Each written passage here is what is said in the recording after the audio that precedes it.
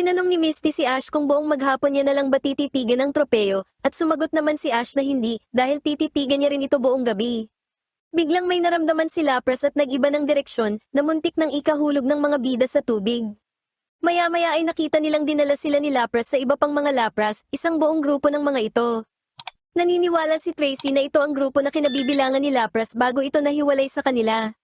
Naalala ni Ash ang araw na nahanap nila si Lapras at alam niyang nangako silang ibabalik ito sa kanyang mga kaibigan.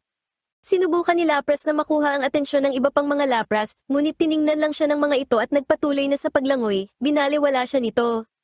Patuloy na ginawa ito ni Lapras at nakuha ang atensyon ng isang Lapras na may kupas na kulay, ngunit nagpatuloy pa rin ito sa paglangoy. Nagtanong si Misty kung ano ang problema sa kanila. Sumigaw si Ash para itanong kung bakit nila tinatalikuran ng kanilang kaibigan. Isang Lapras ang gumamit ng water gun para pigilan sila, pagkatapos ay gumamit ng mist at lumayo na kasama ang iba. Sumigaw ang Lapras ni Ash na malungkot sa nangyari. Kinontak ng mga bida si Oak na naniniwalang natatakot ang mga Lapras sa mga tao na maaaring umatake sa kanila. Nagulat din si Oak dito dahil dapat ay pala kaibigan ng mga Lapras, ngunit naniniwala siyang mayroong nagtatangkang saktan sila. Nagalit si Ash sa mga salitang ito, bagaman dumating si Officer Jenny, na naniniwalang ang mga piratang poacher ang may gawa nito, na kamakailan lang nagsimulang magnakaw ng mga Pokemon mula sa reserbasyong ito. Sinabi sa kanila ni Jenny ang tungkol sa salarin, si Captain Crook. Inisip ni Ash na baka kasangkot dito ang Team Rocket dahil alam niyang gagawa sila ng ganoong pakana. Nagtanong si Officer Jenny ng karagdagang impormasyon, kaya sinabi ni Ash na sila ang pinakamapagsamantalang loser na kilala niya. Mula sa likod ng isang pinto, nagtanong si Jessie kung sino ang tinatawag niyang loser. Lumitaw ang Team Rocket na nagtatanggal ng kanilang mga bendahe, ngunit may sakit pa rin, bagaman iginiit nila na wala silang ninakaw na anuman. Hindi naniwala ang mga bida sa kanila, bagaman sinabi ng Team Rocket na inatake ng mga pirata ang kanilang submarine, na sumadsad sa isang isla. Nagsimulang maniwala si Ash sa kanila, ngunit sinabing dapat lang iyon sa kanila. Sinang-ayunan ito ni Meowth at James, bagaman pinalo sila ni Jessie ng saklay dahil dito. Sinabi sa kanila ni Jenny na kailangan nilang pumunta sa kanyang istasyon at sabihin ang kanilang nalalaman, kasama na ang pag-check sa kanilang file. Sa huling pahayag na iyon, tumayo ang Team Rocket at tumakbo palayo, bagaman sinubukan silang habulin ni Jenny. Ang may kupas na kulay na Lapras ay nagtangkang pumunta sa isang isla, ngunit pinigilan ito ng isa pang Lapras, kaya ang buong grupo ay lumangoy palayo. Isang lalaki ang nakakita sa kanila at binalaan si Captain Crook tungkol sa kanila na nag-utos na ihanda ang mga Pokeball para mahuli sila. Sumakay ang mga bida kay Lapras para habulin ang grupo ng mga Lapras.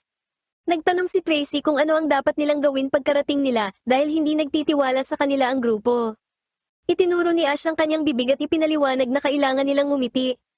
Naisip ni na Tracy at Misty na dapat sabihin na lang nila sa grupo na sila ay pala kaibigan dahil nakakaunawa naman ang mga Lapras ng lengguwahe. Nagpaputok ng mga Pokeball ang assistant ng kapitan na nagpadala ng mga tentacruel sa gitna ng grupo ng mga Lapras. Gumamit ang mga tentacruel ng Poison Sting, ngunit nakansela ang atake ng water gun, kaya nakalangoy palayo ang grupo. Nagpaputok pa ng mas maraming Pokeball ang assistant ng kapitan, bagaman patuloy na lumalangoy palayo ang mga Lapras. Nakita ng mga bida ang grupo ng mga Lapras at ang barko ng pirata na nagpadala ng mga tentacruel para labanan ang mga Lapras. Inilabas ni Tracy si Maril at sumama rito para sunduin si Officer Jenny. Nanatili sina Ash at Misty kasama si Lapras na nagpunta para iligtas ang kanyang mga kaibigan. Pinagmamadali ni Jessie na magpidal ang kanyang mga kasama dahil gusto niyang mapanood kung paano malampaso ng pirata ang grupo ni na Ash. Gusto ni Jessie na makita ang grupo ni na Ash na atakihin ng mga tentacruel. Alam ni James na magiging mahina sila at mapaparalisa, at sinabi ni Jessie na kapag nangyari yun ay maaari na nilang makuha si Pikachu. Napalibutan ng mga tentacruel ang grupo ng mga Lapras. Lumapit ang barko at nag-utos ang kapitan sa mga tentacruel na gumamit ng Poison Sting. Tumalon si Pikachu at gumamit ng Thundershock para atakihin ang mga tentacruel, ngunit nakuryente din ang mga Lapras at ang kanilang grupo. Nabaling ang atensyon ng mga tentacruel kina Ash at Misty habang nagmamasid ang Team Rocket. Nag-cheer sina Meowth at James para sa mga bubuwit, ngunit pinalo sila ni Jessie dahil dapat daw ay sa Team Rocket sila mag-cheer. Hiniling ng kapitan na malaman kung bakit nila inatake ang mga tentacruel. Sumagot sina Ash at Misty na hindi nila hahayaang tratuhin ang mga Lapras sa ganitong paraan. Naglunsad ang assistant ng kapitan ng mga cannonbolt, bagaman umiwas si Lapras. Inilabas ni Misty sina Goldin, Staryu, at Poliwag, habang inilabas naman ni Ash ang kanyang Squirtle. Sumama ang Water Pokemon Squad kay Misty, na lahat ay gumamit ng water gun, na sumira sa mga bahagi ng barko at nagpatalsik sa Kapitan palayo. Naubusan na ng cannonbolt ang barko kaya ang assistant na lang na si Golly ang ginawang bala ng Kapitan. Inatake ni Ash ang pinuno ng mga Tentacruel gamit ang water gun ni Lapras para makatakas ang grupo ng mga Lapras. Nakita ng grupo ng mga Lapras ang nangyari habang humahabol ang mga Tentacruel kina Ash at Lapras. Nanood ang Team Rocket at natuwa si Jessie nang makita na aatakihin ng bubuwit. Nag-aalala si James na kung susunod sila sa bubuwit ay aatakihin din sila, nangyari nga ito at sila ay napatalsik. Maya-maya pa, napalibutan na si Ash ng mga Tentacruel at sinabi ni Misty sa Kapitan na patigilin ang mga Tentacruel. Ganun pa man, imbes na sumunod ay inutusan pa ng Kapitan ang mga Tentacruel na gumamit ng Supersonic.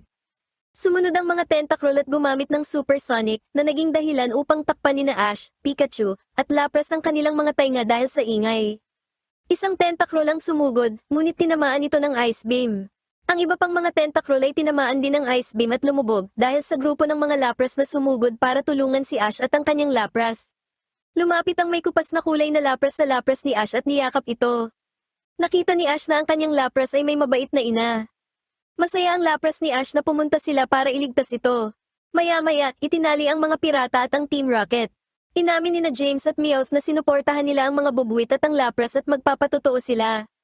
Binalaan silang lahat ni Jenny na lahat sila ay may kaso, habang inaasar ni Misty si Jessie na hindi tinutukoy ni Jenny ang tungkol sa mga credit card ni Jessie. Sinabi ni Misty sa mga Tentacruel na maaari na silang umalis, kaya tumalon na sila palabas ng bangka. Sinabi ni Ash sa kanyang Lapras na hindi na niya ito sasakyan sa kanyang likuran. Dahil dito, ibinaba ni Lapras sina Ash at Pikachu mula sa kanyang likuran, ngunit dinilaan nito si Ash. Hinihintay ng grupo ng mga Lapras ang Lapras ni Ash. Naalala ni Lapras ang mga panahong kasama niya si Ash.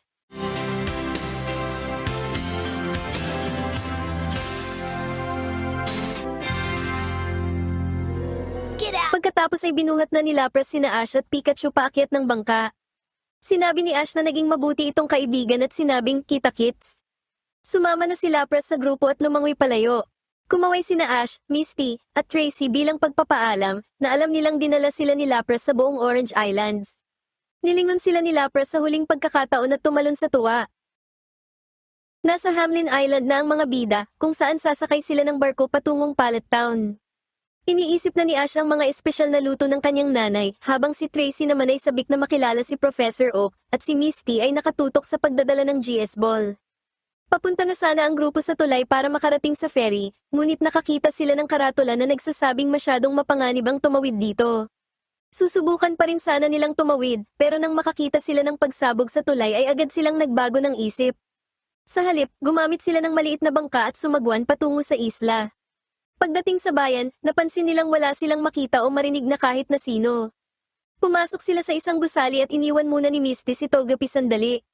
Nakita ni Tracy ang ferry at sinubukang buksan ni Ash ang pinto, pero nakakandado ito. Lumabas si Togepi sa gusali, nakakita ng isang Voltorb, at sinundan ito. Napansin ni Misty na nawawala si Togepi. Hinanap ito ng mga bida at natagpuan itong nakikipaglaro sa Voltorb. Sinuri ito ni Ash gamit ang Pokédex at nalamang ang Voltorb ay maaaring sumabog ng walang babala. Kukunin na sana ni Misty si Togepi, pero ayaw nitong iwan ang Voltorb. Sinabi ni na Ash at Tracy kay Misty na pakiramdam nila ay may iba pa silang kasama doon.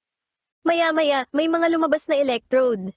Sinabihan ni Ash si Misty na huwag babahing o hihinga, pero nagalit si Misty dahil kailangan niyang huminga. Sinabi ni Misty kay Togepi na maaari itong maglaro na lang malapit sa ferry, kaya dahan-dahang kumilos ang mga bida para hindi maistorbo ang mga kalapit na electrode. Biglang may nahulog na karatula na naging dahilan para maistorbo ang mga electrode.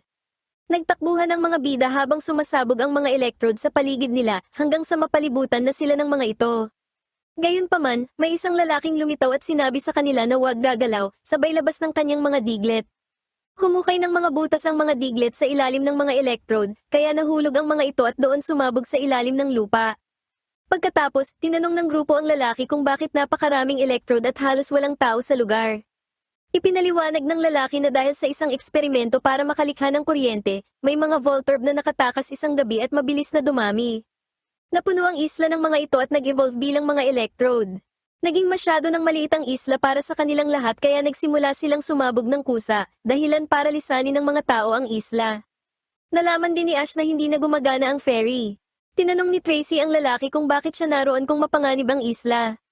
Inakala ni Ash na isa siyang magnanakaw, pero pinagsabihan siya ni Misty na humingi ng paumanhin. Ipinakilala ng lalaki ang sarili bilang si Pancho, isang Diglett rancher na inupahan ng mayor para alisin ang mga electrode. Sinabi niya na sinanay niya ang kanyang mga Diglett na humukay ng tunnel sa ilalim ng isla patungo sa isang malawak na bukid sa kabilang isla, kung saan malaya silang makakagala ng hindi sumasabog. Naniniwala siyang mas mabuti ang kanyang paraan kaysa hayaan silang sumabog na lang. Inamin ni Pancho na may mga taong nagsasabing masyadong mahal at matagal ang kanyang paraan. Biglang may tumawag sa telepono at iniabot ito ni Misty kay Pancho. Nadismaya si Pancho dahil nalaman niyang kumuha na ang mayor ng ibang gagawa ng trabaho, kahit na kailangan na lang niya ng kaunti pang araw para maalis ang lahat ng electrode. Nagtaka si Misty kung sino ang mga iyon. Alam ni Pancho na magiging mas mabilis ang mga taong ito, pero tiyak na sasabog ang mga electrode kapag nahuli na. Bigla silang may naramdaman na paparating, at nang lumabas sila ay nakita nila ang isang malaking sasakyan. Lumabas mula sa sasakyan ng Team Rocket at gaya ng dati ay sinabi ang kanilang motto. Sinabi ng Team Rocket na sila ang kinuha ng mayor para tapusin ang trabaho. Ayaw maniwala ni Ash, pero nakita ni Pancho na ang kontratang hawak nila ay may selyo ng mayor, kaya legal sila. Nagtaka si Misty kung bakit nila hinuhuli ang mga electrode, at sinabi nilang gagamitin nila ang mga ito para sa sarili nilang pangangailangan. Nang hawakan nila ang mga electrode gamit ang bakal na kamay ng kanilang sasakyan, sumabog ang mga ito. Alam ni Pancho na gusto lang paguri ng Team Rocket ang mga electrode para mahuli nila ang mga ito nang walang kalaban-laban. Nainis ang mga bida dahil wala silang magawa kundi panoorin ng Team Rocket habang kinukuha nito ang mga electrode. Dahil dito, pinalibutan ng mga galit na electrode ang sasakyan ng Team Rocket. Habang natatakot sina Jessie at James, sinabi naman ni Meowth na ito ang gusto nilang mangyari. Naramdaman ni Pancho na galit na ang mga electrode at sasabog na ang mga ito. Ang Voltorb na kalaro ni Togepi ay humarang sa harap ng sasakyan. Inis na inis si Jessie, pero sina James at Meowth ay gustong hulihin ito. Ikinumpas ni Togepi ang kanyang mga kamay at gumamit ng metronome, pero ang lumabas lang ay isang splash attack kaya tumalon-talon lang siya. Inakala ni Misty na gusto nitong umatake, pero sa tingin ni Tracy ay masyado pa itong bata para doon. Iniwasan ng Voltorb ang mga Robo-Arm, at lumapit sina Togepi at Pikachu para tulungan ito. Gumamit si Pikachu ng Thunderbolt pero wala itong talab dahil ang sasakyan ng Team Rocket ay electric-proof. Nang aatake na sana ang Team Rocket, sinabi ni Pancho na kahihiyan ang tatlong iyon at naglabas ng Dog Trio. Humukay ng tunnel ang Dog Trio at nahulog ang Team Rocket sa loob nito. Habang natutuwa si Pancho na wala na ang Team Rocket, hindi pa tapos ang trabaho kaya nagpadala pa siya ng mga Diglett para tapusin ang tunnel patungo sa kabilang isla. Labis ang pagkadismaya ng Team Rocket dahil hindi gumana ang kanilang plano at natangay pa sila ng mga electrode na dumadaan sa tunnel. Mula sa air balloon, nakita ng mga bida na masaya ang mga electrode sa bago nilang tahanan. Lumabas ang Voltorb at sumunod si Togepi. Nakita ni Togepi na gustong manatili ng Voltorb doon kaya naiyak ito. Sinabi ni Misty na kailangang magpaalam ng magkakaibigan pero mananatili silang magkaibigan sa kanilang mga puso. Kinabukasan, bumalik na ang mga tao sa bayan. Sinabi ni Pancho na natuwa ang mayor kaya binigyan siya nito ng bonus at ng susi ng lungsod. Naalala ni Misty ang sinabi ni Pancho na kahihiyan ang tatlong iyon at ikinumpara ito sa linya ng isang bida sa pelikula. Namula si Pancho at sinabing hindi siya bida sa pelikula. Sinabi ni Ash na siya ang kanilang bida at inimbitahan siyang pumunta sa Pallet Town. Nagpasalamat si Pancho pero sinabing kailangan niyang alagaan ang mga electrode. Kumaway ang mga bida bilang pagpapaalam kay Pancho habang sa likuran nila ay lumitaw si Jigglypuff.